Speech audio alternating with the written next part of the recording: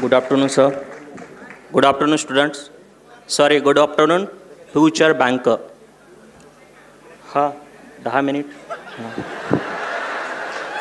माहिती आहे की इथे तुम्हाला फ्युचर बँकर किंवा बँकर किंवा ऑफिसर म्हणलेलं खूप आवडतं. जे झाले त्यांच्यासाठी म्हणत नाही आहे. जे आता नवीन तुम्ही जे फ्युचर आहे हे शब्द हटवून तुम्ही ॲज अ ऑफिसर म्हणून ते लावाल नक्कीच पुढच्या येणाऱ्या काळामध्ये. मी असं माझी काय काय चुका केल्या किंवा म्हणजे मी काय काय स्ट्रॅटेजीनं अभ्यास केला हे सांगत बसणार नाही. त्याच्यामध्ये संकल्प टीम आहे आणि believe me guys they are the best. ठीक आहे. मी सांगेल की माझं 2018 पासून ते 2022पर्यंत काय काय स्ट्रगल होतं किंवा काय काय मी चुका केल्या होत्या. आता ऋत्विक होता, त्याने 6 महिन्यामध्ये एक्झाम काढली, पॉसिबल आहे, पण त्यांनी माझ्यासारख्या चुका नाही केल्या म्हणून त्याचं झालेलं आहे. असे भरपूर लोक असतील इथे, त्यांनी तीच चूक करत असतील. जसं की माझं 2018 जानेवारी 2018ला मी बॅच जॉईन केली होती संकल्पची. त्यानंतर पहिल्याच एकाच महिन्यामध्ये फेडरल बँकेचं ॲज अ PO म्हणून एक ॲड आली होती. ओव्हर कॉन्फिडन्स एवढा होता की कारण तेव्हा सगळं बेसिकच असायचं क्लासमध्ये, जे की सिम्पली ॲप्रॉक्स किंवा LR किंवा इंग्लिशचं बेसिक. ठीक आहे. त्याच्यानंतर जो मेजर ब्लंडर होते इथे सगळ्यांमध्ये ती आहे एक्झाम टार्गेट. इथे सगळे सर सांगतात, सगळे टीचर सांगतात की एक्झाम टार्गेट करू नका, पण ते आपण किती दिवस ऐकतो रे, फक्त क्लास होण्यापर्यंत. आणि आता पण इथे भरपूर लोक असतील जे फक्त हे भाषण वगैरे संपेपर्यंत लक्षात ठेवतील. नंतर कोणती आता IDBIची ॲड येणार आहे, नंतर लगेच म्हणजे ज्याचं प्रिपरेशन नाही झालं त्याचं सांगतो, ते लगेच फॉर्म भरणार आणि कंटिन्युअसली एक्झाम देत राहणार. सिलेबस बाजूला राहतो. त्याचा फटका मला 2018 ते 2021पर्यंत बसला आहे. त्याच्यामध्ये एक पण एक्झाम क्लिअर नव्हती. सेकंड थिंग, ज्यांची बॅच चालू आहे 1-1.5 महिना जरी झाला असेल तर त्याच्यामध्ये ग्रुप फॉर्म होतो. सगळे ग्रुप निलेश सर सारखे नसतात. काही ग्रुप असतात त्याच्यामध्ये मुलं मुली असतात. 15 दिवस खूप भारी अभ्यास होतो. त्याच्यानंतर काय होतं, डिवाईड होतं सगळे. ते नाही करायचं. जो मोठो आहे ग्रुपचा तो सेम राहू द्या. ती चूक मी केलेली आहे. असे भरपूर असतील, सध्या त्या फेजमध्ये असतील, प्लीज ते टाळा ते.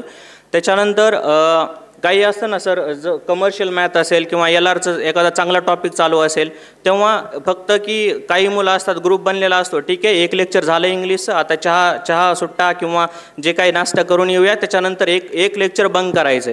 त्याचा फटका कधी बसतो जेव्हा प्रीमध्ये आपलं 0.25 किंवा 1 मार्क्सने रिझल्ट जातो ना, आणि त्याच्यासाठी 1 वर्ष वेट करावं लागतो आपल्याला नेक्स्ट एक्झामसाठी. तर ती पण चुकी टाळायची आहे. मी 2018-19 याच्यामध्येच होतो की एक्झाम टार्गेट, काही स्टडी नव्हता, जो सिलेबस होता. आणि परत 2019ला माझे 3 रिझल्ट आले होते, जे की LIC, EPFO आणि FCI हे प्री आले होते. हे नाही की मी एक्झाम टार्गेट केल्या म्हणून आले, असं नाही. तेव्हा EWS नवीन इंट्रोड्यूस झालं होतं आणि खूप कमी फॉर्म्स आले होते. ठीक आहे. 2019मध्ये घरी एकदा फोन आला, घरी जावं लागलं का तर पप्पाला हार्ट अटॅक आला होता. त्याच्यानंतर फायनान्शियल कंडिशन ही सगळी समजली. परत वापस आलो प्रिपरेशनसाठी. आकाश सरांनी कॉल केला की भेटायचं आहे. भेटलो त्यांना सगळी परिस्थिती सांगितली, फायनान्शियल कंडिशन कशी आहे किंवा बाकीचे इश्यूज. त्यांनी ॲज अ पॅरेंटसारखं मला ट्रीट केलं आहे. त्यांनी त्यावेळेस हात धरला, आजपर्यंत मला सोडला नाही, आणि त्यामुळं आज मी इथे आहे. आणि मेन म्हणजे आणखी एक ओके हां. आणि इथे मी माझ्या पॅरेंट्सला घेऊन आलेलो नाही आहे, कारण माझी फॅमिली पूर्ण संकल्प टीम आणि आकाश सर आहेत. 2020ला लॉकडाऊन झालं, मी घरी गेलो होतो. थोडं फास्ट बोलतो, ॲडजस्ट करा. 2020ला जर लॉकडाऊन झालं होतं, त्याच्यानंतर एक ग्रुप फॉर्म केला होता. झूम मीटिंग खूप चालायची. जनरल GKचा ग्रुप होता, त्यामध्ये 50 मुलं तरी ॲट अ टाईम जॉईन व्हायचे.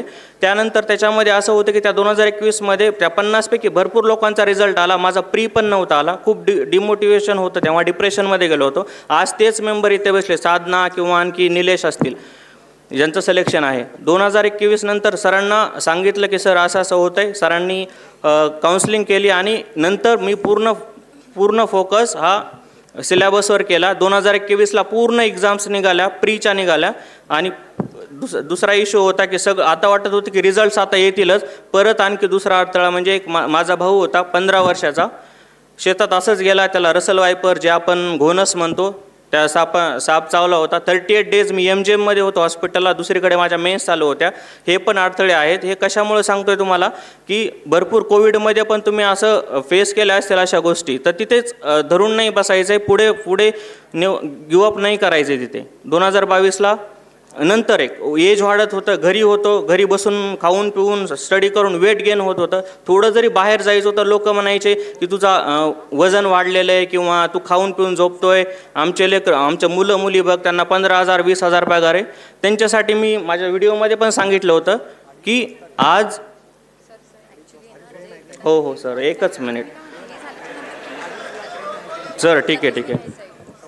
ठीक आहे, मी संपवतो इथेच. 2000 ज्यांना 27-28 एज आहे ना, त्यांच्यासाठी सांगतो की असं काही बघू नका की तुम्ही आपल्याला कोण काय म्हणतंय. तर एकदा कर्तृत्व सिद्ध झालं ना, संशयाने ज्या नजरा आहेत त्या आदराने झुकतात. हे ते सगळे बसलेले आहेत, ते एक्सपिरियन्स करत असतील त्या गोष्टीचा. आणि सर ही ग्वाही देतो तुम्हाला की जे काही पाठीमागं बसलेले आहेत ते नेक्स्ट इयरला नक्कीच इथे पुढे असतील. Thank you sir.